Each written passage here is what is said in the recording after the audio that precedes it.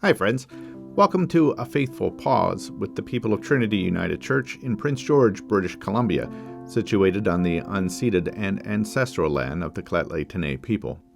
Every week, we post an opportunity to engage in a spiritual practice of taking a pause in the midst of life. We use words and prayer and images and music to help ground us in who and whose we are. This week, we're also celebrating the 100th anniversary of the United Church of Canada, its centenary, on June the 10th, 2025, celebrating the day that it was created on June the 10th, 1925. And so if today you find an overtone of centenary and anniversary and reflection on where we've been and where we're going, that would be perfectly okay. If not, that works too. For things of the Spirit and the gifts thereof apply whether or not you're 100 years old. The first piece we have for today is called A Day to Remember, and it'll be followed by some silence and then a time of prayer. So we invite you to get as comfortable as you can, turn things up if that's helpful, take a couple of deep breaths so that together we can enter into this faithful pause.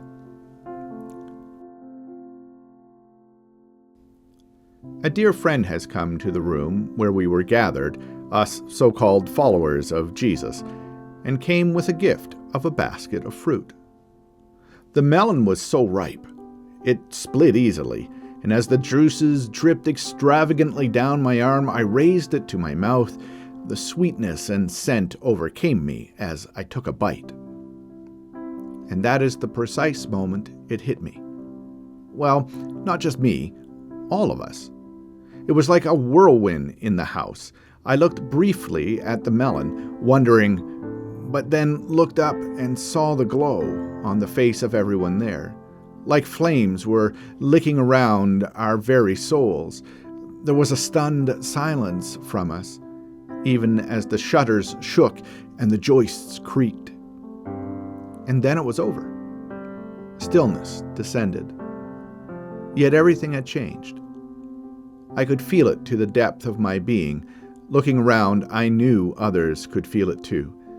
We began talking all at once, our tongues ceaseless, the language flowing, words of understanding we had never known before. It was glorious. It was freedom. It was the start of something new.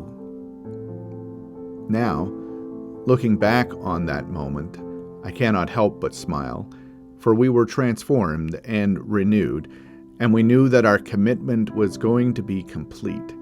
We were Jesus' followers, now and always. Our lives were going to bear fruit and make a difference. And each time I bite into a sweet melon, the juice is mixing in my beard, an expression of joy in my mouth. I remember that moment, and all the fruit that have grown in my life since that day. Love shared, joy entertained, peace sought, patience learnt, kindness grown, generosity expanded, faithfulness deepened, self-control mastered. A day to remember, to rejoice.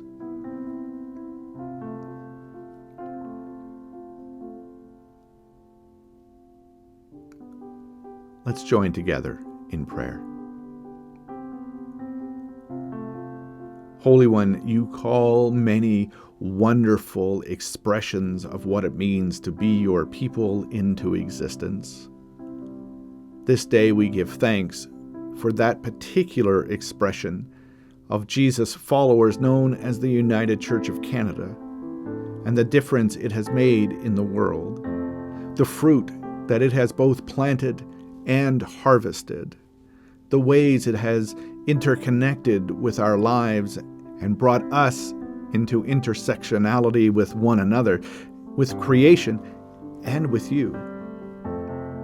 We also acknowledge that the fruit hasn't always been good, that sometimes the fruit has been stale. It has caused more harm than good, if any good at all. It has brought fractured relationships. It has caused people to move further away from you rather than closer to you. And so as we join together and celebrate 100 years of being community, of creating community, and we ponder and look to the future of what the next 100 years might possibly look like, what new fruit will be planted and what new fruit will be grown, we do so with a sense of the weight of our history, the things we got right and the things we did not. And we ask your blessing upon both the celebrating and the remembering, so that together we might plant something new and see what your Spirit holds next. Amen.